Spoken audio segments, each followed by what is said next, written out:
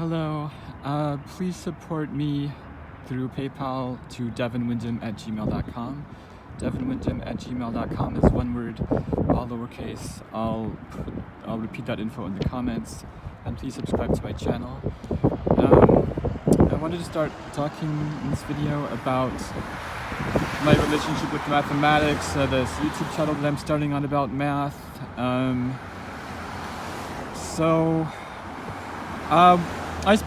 When I was 14, I moved to France and I spent 4 years there, so I'm aware of the French educational system in math a bit.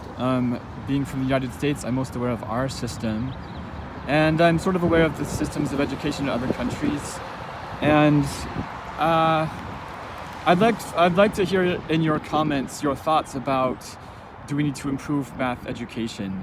For me, I sort of think that students need to understand more of it. The way we teach students in a lot of countries is we just say accept this on faith.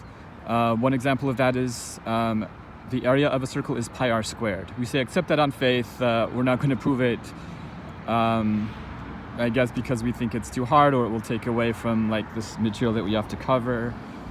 Another one is the Pythagorean Theorem. Like, we're usually just told to accept that. When I was in the 9th grade in France, they proved it, but I don't know if I understood any of those proofs because I have trouble paying attention when people talk. At least I did back when I was 14. So, I mean, that's the good thing about YouTube videos today, that, you know, in my YouTube videos, you could rewind them if you tend to daydream like I did. So I think I'm going to do a video on proving the Pythagorean Theorem, but, you know, try it before you watch my video. Try it on your own. Try to prove the Pythagorean Theorem. I guess, you know, what I've been saying throughout my channel is I'm really a proponent of understanding as much as you can in math and physics, as opposed to taking things on faith or merely memorizing things. I think if you understand things, the memory just follows. And when I say understand something, I mean understand why it's true. For instance, the Pythagorean Theorem says that in a right triangle, the square of the hypotenuse is equal to the sum of the squares of the legs. Do you know why that's true? I mean, typically the way we convince ourselves that something is true in math is it's what we call the proof. And so I don't really care how you do it. If you do a traditional proof, but as much as you can, you should at least try to prove every fact you learn in math and physics, I think. Sometimes maybe you won't be able to, but at least try. You know, if you have a math or physics book, I recommend reading it from cover to cover in your course. Don't just skip around, but read every single page, because they do a lot of proofs in math and physics books. Don't skip the proofs. The proofs are key. Don't just go directly to the exercises. Read the whole thing. Books are beautifully done. They have illustrations, colorful pictures. These days they're very thick. So, you know, my recommendation for one great way to learn math and physics is to read a book and to read all of it. Don't skip stuff from beginning to end, because they build on each other. Like, say you're studying electricity and physics. Well, electricity relies on kinematics and Newton's laws. So, you know, don't do physics out of order. Don't do your calculus book out of order. If the teacher skips around, try to correct for that by reading it in order over the sections that he or she skips. So more about my YouTube channel. So I have another thing that teachers tell us to take on faith typically is complex numbers. Like, you know what a complex number is? It's basically I. I is the square root of -1.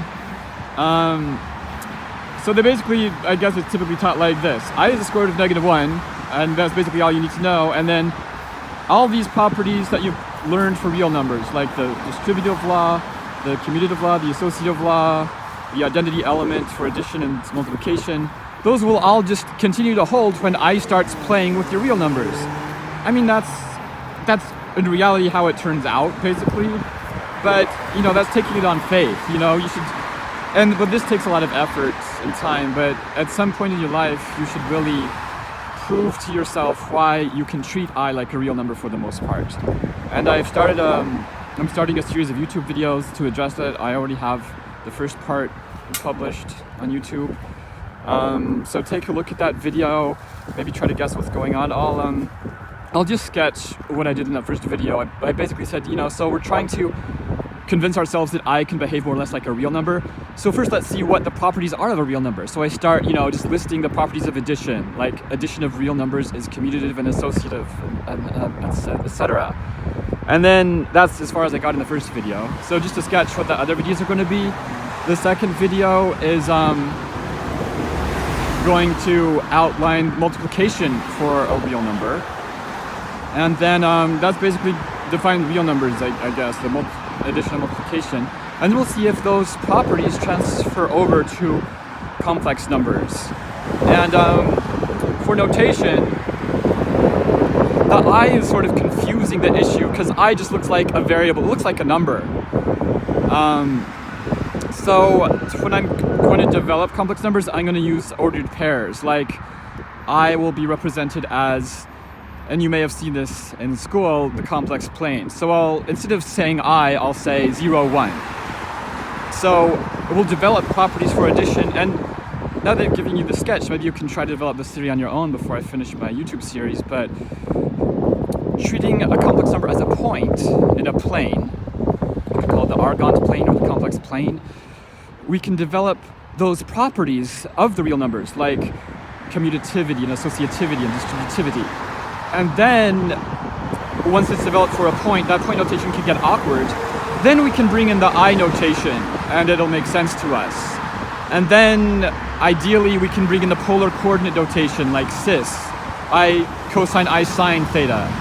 And then, maybe you've learned in to multiply complex numbers, you multiply the magnitudes and add the angles. Teachers will just tell you that, or they'll just tell you de Moivre's theorem. Those should ideally be proved. Everything in math and physics should be proved. The Greeks did that and we lost it. Euclid wrote his Elements. He proved basically everything in geometry. Unfortunately, these days geometry a lot of it is taught as just like memorize these results. It's like memorize the properties of a rhombus or a parallelogram. I don't really think that's a good way to teach it. I'd love to hear your thoughts. And being a tutor in America, I see these worksheets a lot from teachers for like high school geometry, and a lot of it just seems to overemphasize the memory. Like they'll give you these charts to fill in about, is this a rhombus or a kite or whatnot. I mean, really a lot of this geometry is sort of useless. The way I see it, the main purpose of geometry is the mental training of understanding and doing the proofs. And if our educational system is just going to not do the proofs and just basically give you the results, I mean, what's the point? I mean, what is the point of learning the properties of a kite or a trapezoid or whatnot? I'm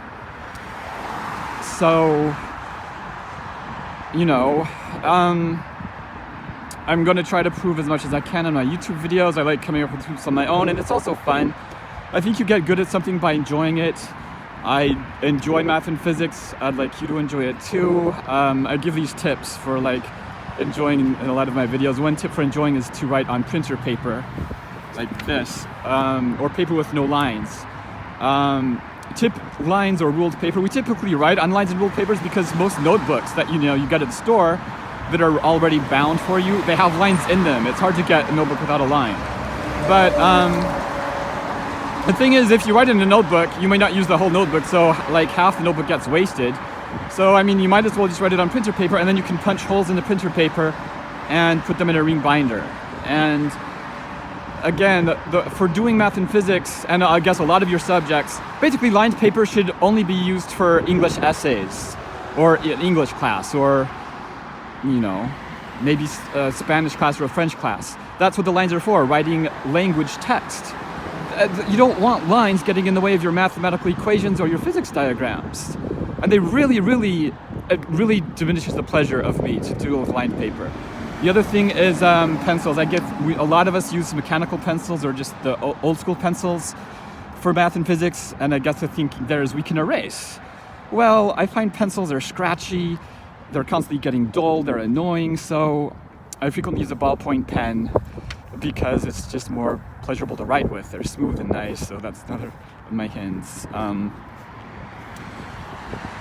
Yeah, those are my basic hints for math and physics, right?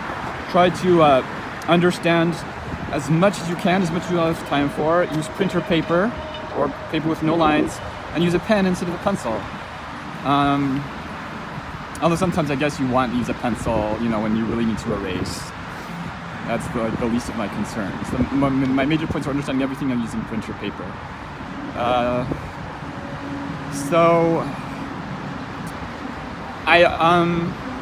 I did a video recently on proving that the area of a circle is pi r squared. Try that on your own and then check out the video. You know, these things, I didn't, I'm not sure I ever have seen a proof of that. I came up with it when I was in the shower one day. I mean, I'd heard that the Greeks did it by inscribing a polygon and increasing the number of sides. And so I took that idea to try to create my own proof. And that's something I recommend you do in math and physics. You know, try to create your own proofs. Think of it as a challenge problem. So like before you look at my videos, press pause before you see the end of them, just to try any problems or proofs on your own first. So, you know, just the world around us is so beautiful and filled with questions like, why is the sky blue? You know, the world should be understood. I think that helps us advance. It helps us come up with ideas if we understand things. Elon Musk said as much once. He said, you know, basically in physics you have to understand everything, and I think he said that's why most people find it hard, because our human brain is not sort of programmed to understand everything. It would just take too much time. We just have to accept things on faith. But I'm gonna cut this video off right now. See you in another video. Please subscribe to my channel.